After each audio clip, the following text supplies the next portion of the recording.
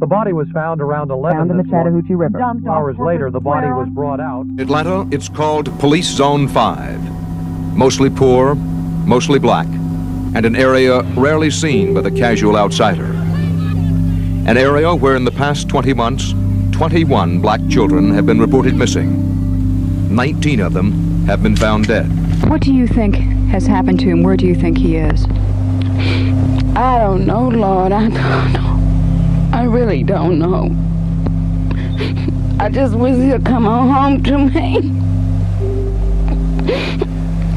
And we know that he got to the store, and we know that he brought the snuff, and we know that he left the store, and he disappeared off the face of the earth.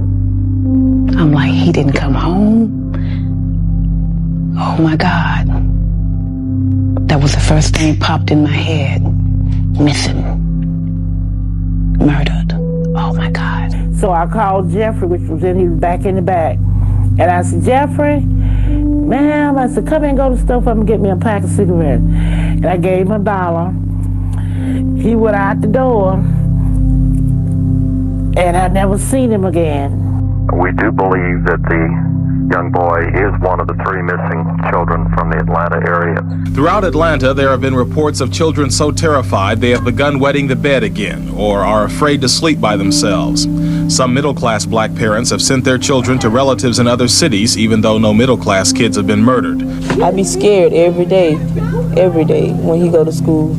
And I tell him each and every day the same thing over and over and over. But he listened to me.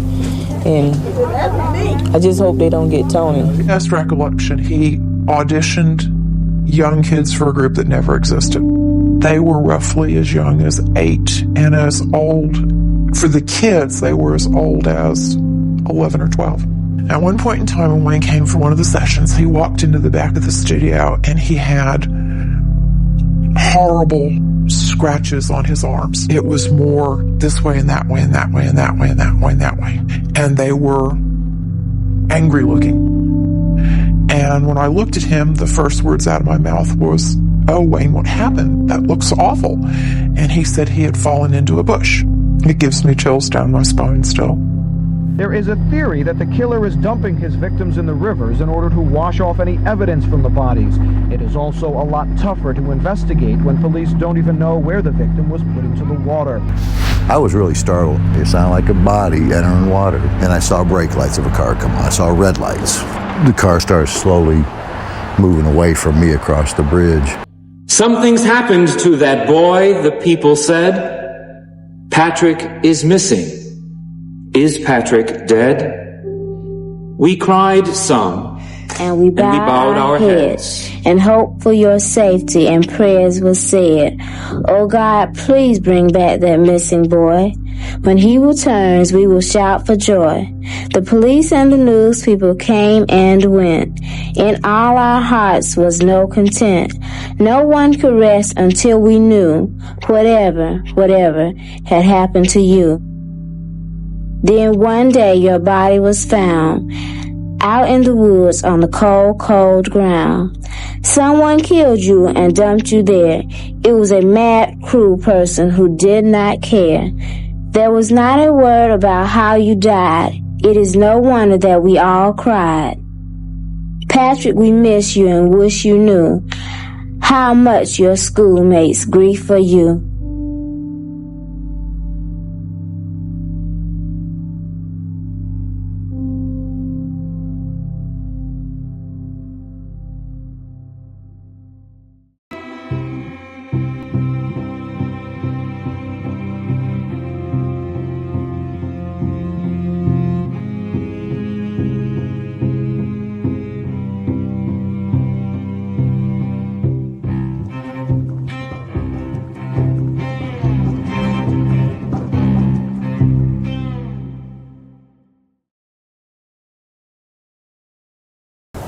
Atlanta is the hub of the New South. Its airport is the largest. Its skyline is broken by more new office towers every year. 20,000 conventioneers fill its shiny new hotels every week. Its population booms, already approaching 2 million in the metropolitan area, 500,000 in the city itself. But these days, Atlanta is not counting its blessings. it is counting its dead children. And the count has reached 19. In 1979, Atlanta called itself the city too busy to hate. It had a black mayor, a black police chief, and more new office towers going up every year. But beneath the gleaming surface, Atlanta remained separate and unequal. The children who would die came from neighborhoods like these, poor, black, and almost entirely invisible to the city that surrounded them. On July 29, 1979, a woman collecting cans would discover the first body. And then a second body would be discovered within 150 yards of the first. This body was so badly decomposed, it would take investigators over a year to identify him. July 29, 1979, police find the badly decomposed bodies of two teenagers at the bottom of a heavily wooded ravine in southwest Atlanta. One of them is quickly identified as 14-year-old Edward Hope Smith. But the second body is in such an advanced state of decomposition, it's impossible to say who it is. But now, more than a year later, Fulton County authorities say they finally think they know the identity of that second body. They say it is probably 14-year-old Alfred James Evans, one of the youngsters the Atlanta Missing Children's Task Force has been looking for. Miss Evans, how has this last year been for you? Like as I say, I don't really know. I don't really know. Your child has been missing now for a year. There's a possibility now that this might be him that they found. How have you been able to get through it? Faith. Faith in God. So Sunday night, 11 o'clock, you found out that the body had been found? I found that the body had been found, but like I said, I only heard a glimpse of it. I only heard the last portion of it, so I didn't know where the body had been found at, so I had to wait till the next newscast come on. So I heard the next newscast, I recognized his foot in the shoe and called the police. But Atlanta's newspapers buried the story. It was the murder of a white doctor at a downtown convention and the killing of a white secretary on a crowded sidewalk at lunchtime that caught the headlines. No one recognized the child murder problem. But the double murders went largely unnoticed in the Atlanta newspapers. The city was in the grip of a crime wave that threatened to make it a murder capital. The police department was undermanned and demoralized by years of bitter struggle over its racial makeup, and the murder rate was up 60% over the year before. It was the murder of an Ohio doctor, Mark Tettleman, in town for a convention, and the killing of a white secretary on a crowded downtown sidewalk at lunchtime that caught the headlines. No one recognized a child murder problem. For years, it had been a dirty little secret among the press and the police. Deaths of blacks draw less attention than the deaths of whites. Nobody cared. So you could have several killings go on, and if the people were poor, then no one discovered there was a serial killing. If you were black and poor, then really nobody looked, especially if you're black and poor and Southern. By November 1979, 2 more children were dead. 14-year-old Milton Harvey disappeared while riding his bike to the bank for his mother. His remains were found 2 months later, 12 miles from his home. And then Yusuf Bell.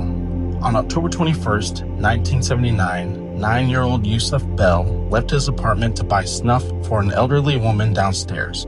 He was barefoot, wearing brown shorts. He got to the store, bought the snuff, started back home, and never made it. Camille Bell, Yusuf's mother, called the police. They came, they wrote a report, and that was all. 17 days later, a janitor found Yusuf Bell's body in the crawl space of an abandoned school. He had been strangled. He had bruises and fingernail puncture marks on his neck. And on his pants, investigators found green carpet fibers. At the time, nobody knew what that meant.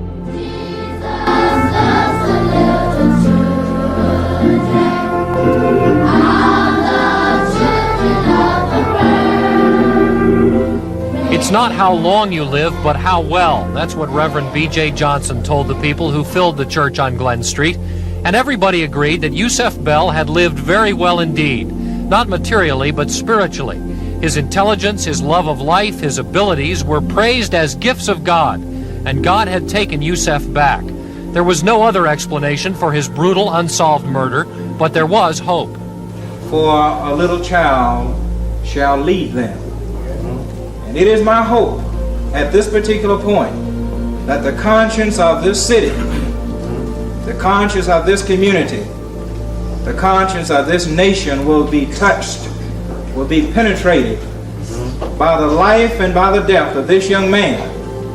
A lot of tears were shed for this little 9-year-old leader, despite suggestions that this was not a time for sadness. But we come by today not to cry. We come by today not to drop and droop and not to be broken, but we come by today to thank God for Yusuf. Yes, sir. Yes, sir. There have been many sad moments in this year of crime in Atlanta. This was one of the saddest, but also one of the most inspiring.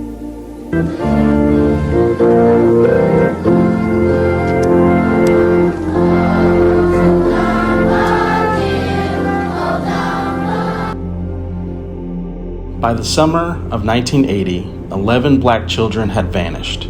8 had been found dead. 3 were still missing. Camille Bell had had enough. She joined with 2 other mothers, Willie Mae Mathis and Venus Taylor, and formed the committee Stop Children's Murders. What I'm saying to you is it's not enough to love your children. You got to love my children. You got to love everybody's children.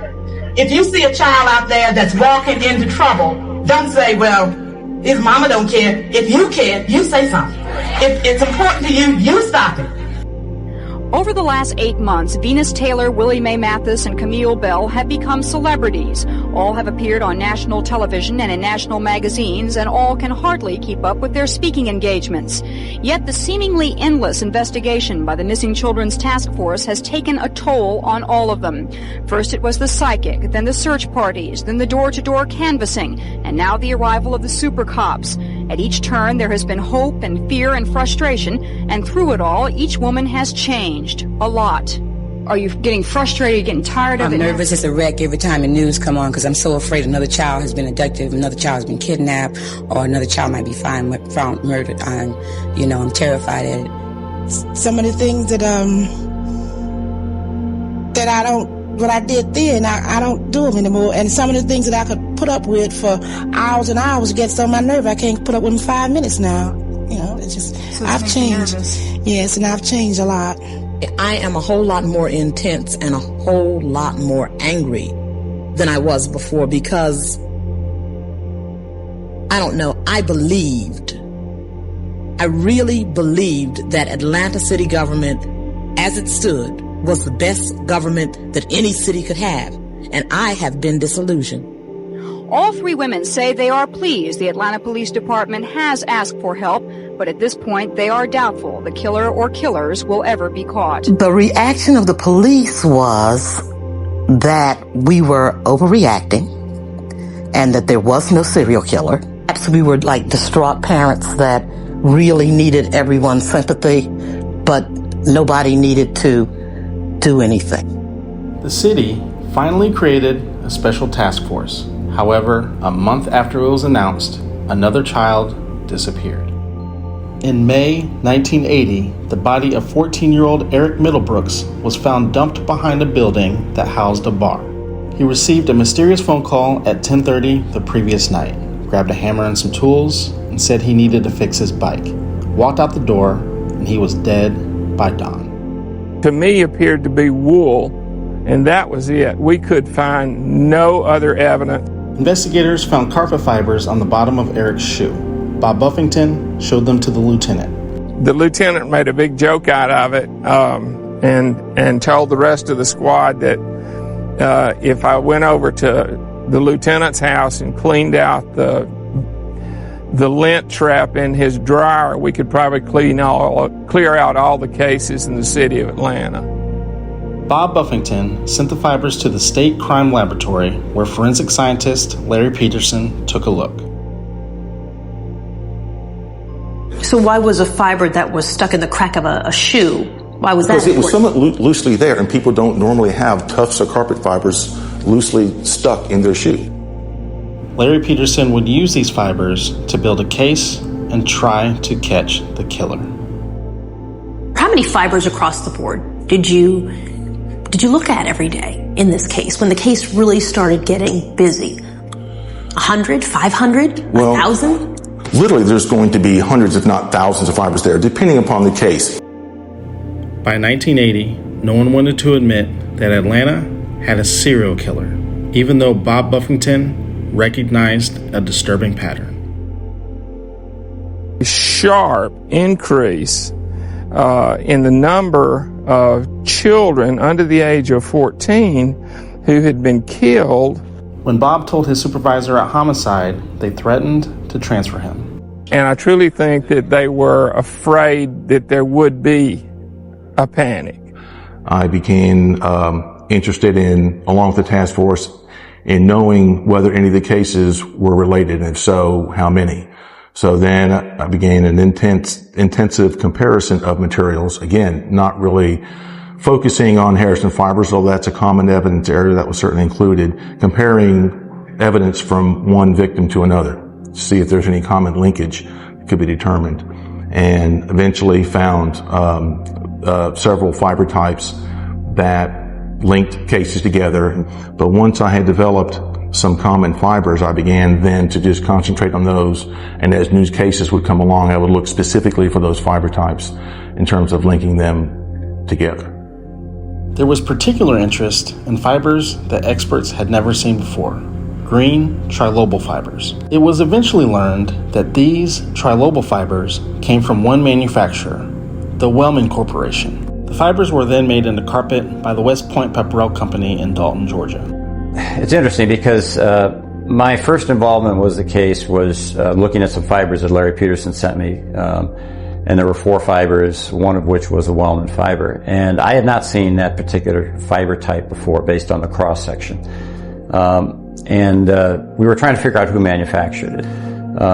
After the research meeting, or the meeting down in Atlanta, I actually took the photographs up to one of the technical people at Wellman.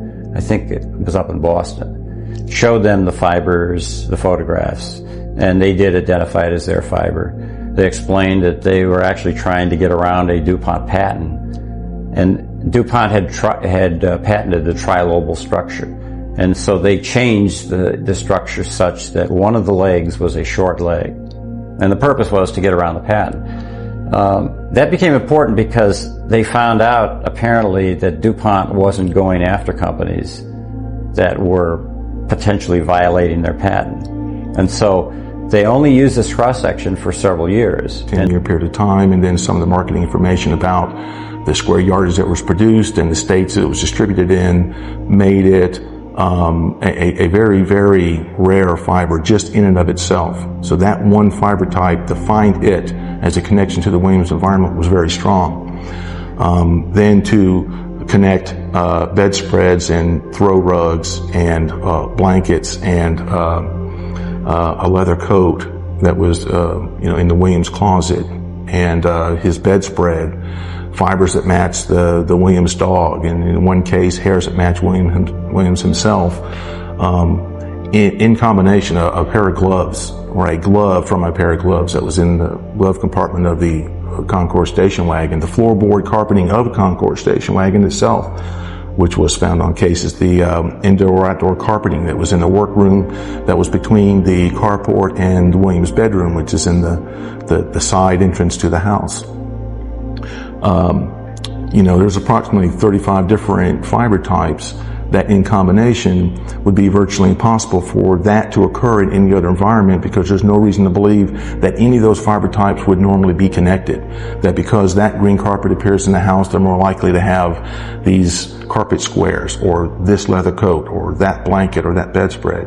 Just the fact of building 2 or 3 fiber types together, much less to have any rare or unusual ones, makes a very strong case. And in this case had such a large volume of different types of fibers that have been determined to be unusual, and with hairs and fibers in combination, it was just totally overwhelming. I mean, beyond what I would normally think would be reasonable to assume that you would reach any conclusion other than that these victims were in his environment. But the murders kept coming. Angel Lanier, 12 years old, found tied to a tree, women's underwear stuffed in her mouth, an electric cord around her hands.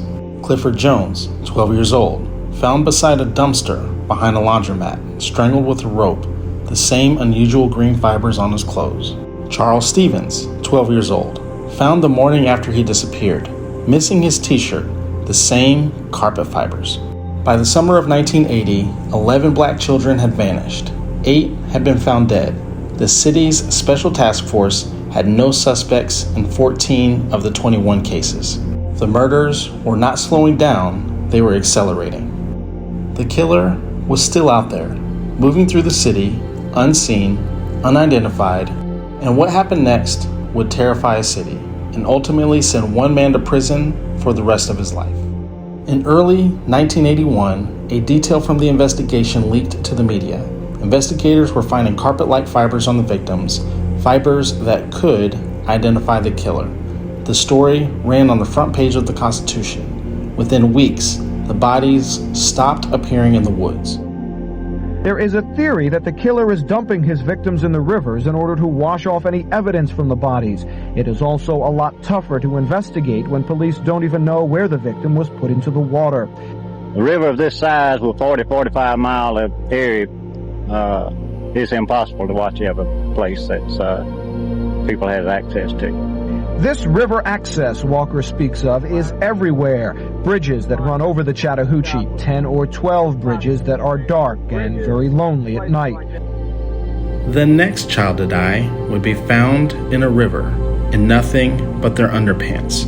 And now, fewer clues for Larry Peterson. We're talking maybe a dozen or dozens of fibers as opposed to hundreds or potentially 1,000 fibers. I said, if I was doing that, I'd be throwing them off the bridge. FBI agent Mike McComas had grown up along a river in Tennessee.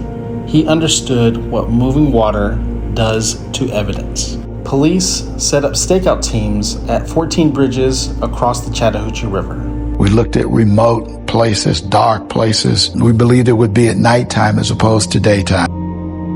The stakeouts were to go for 4 weeks, and nothing happened until the very end. We, at that point, were ready for that to be our last night. And Wayne Williams showed up that night. Just before 3 a.m., a station wagon drove onto the bridge. If he waited a couple more hours, we might not have been there. Otherwise, we would have missed him.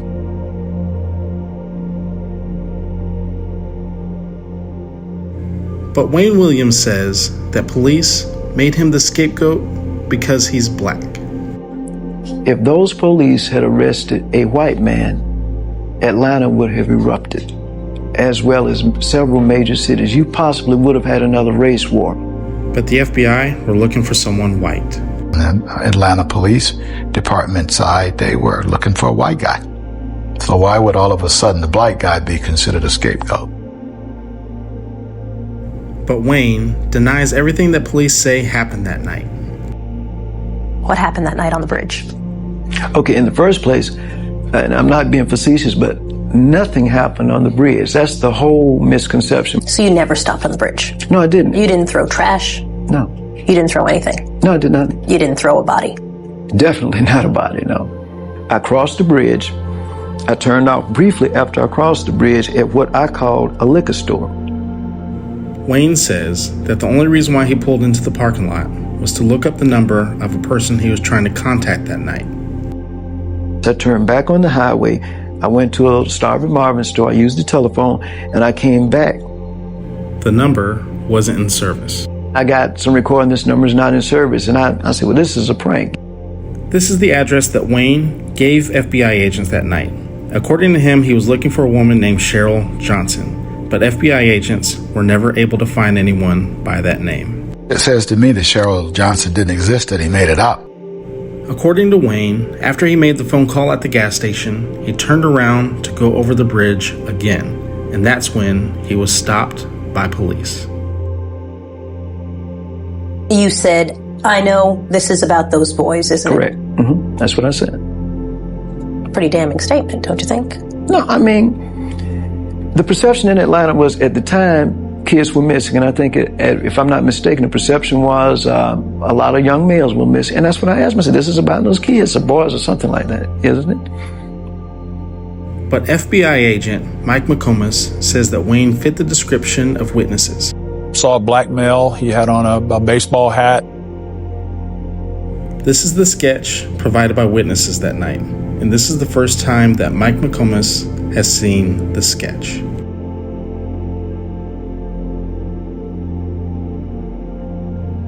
This is a real strong resemblance to the person that I talked to, Wayne Williams. He had on a baseball cap. His hair was in an afro, so this just looks like him. Wayne agreed to having his car searched. Mike McCombs remembers what he found in the car that night. There was a nylon cord. The best that I could describe the nylon cord was a ski rope type, the woven type, and it was, my guess, about 24 inches long. No. Wayne denies ever having a cord. Because if that rope had been in the station wagon that night, I'm sure they would have taken it. The fact that I didn't confiscate it doesn't make it go away. It was there. The nylon cord was never seen again. Could have been the murder weapon, as far as I know. And FBI supervisors decided to let Wayne Williams go that night. First of all, he didn't have a body. So, secondly, there was no one who saw Wayne Williams outside of his car. There was no one that saw him throw anything overboard. 2 days later, and only a mile upstream from that bridge, another body. And now the FBI and police have a main suspect, Wayne Williams.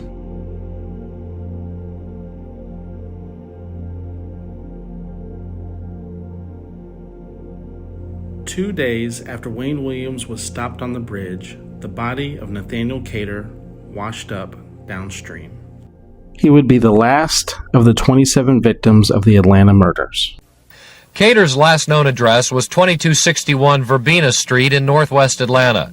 We don't know when he was last seen alive. He was found Sunday in the Chattahoochee near the I-285 bridge. He had been dead several days.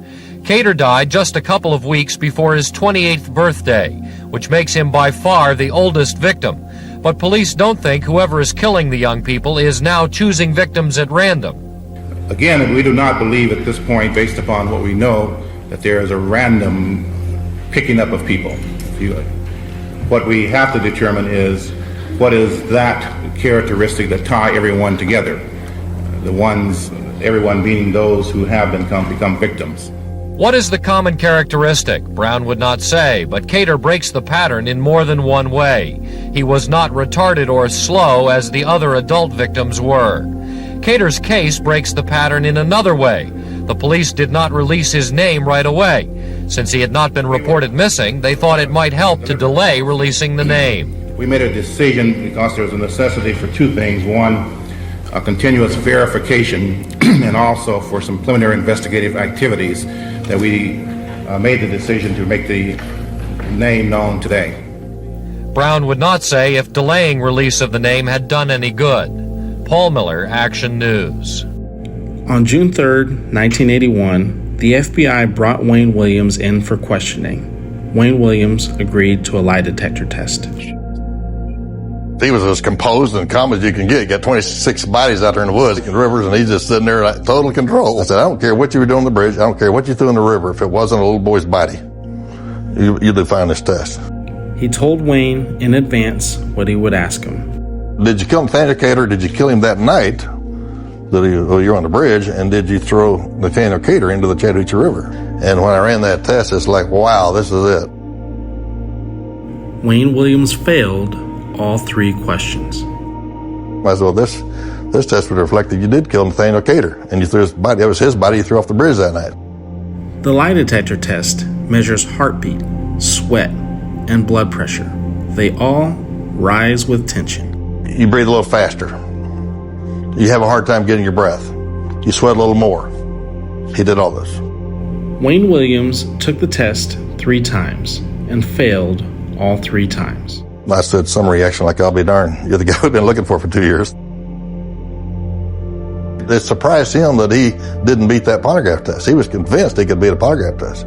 He sat there and studied it, and he said, "What's this question right here?" And I said, "Well, that's pretty good. That's, did you cause the death of Nathaniel Cater?" And then he said, "What's this question?" I said, "Well, did you throw his body into the Chattahoochee River that night?"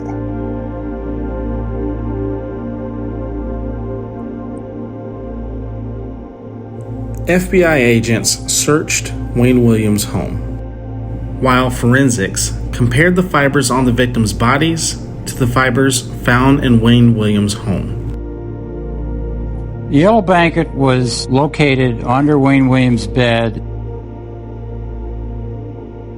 And on the floor, green carpet, which they blew up the fibers to take a closer look. They're the only company to produce a fiber like this. But Larry Peterson was not communicated with. I had no idea there was a bridge incident. He was called to the FBI office to help search the station wagon, but he was never told why. But when he saw the FBI returning from their search, he decided to clip fibers for himself.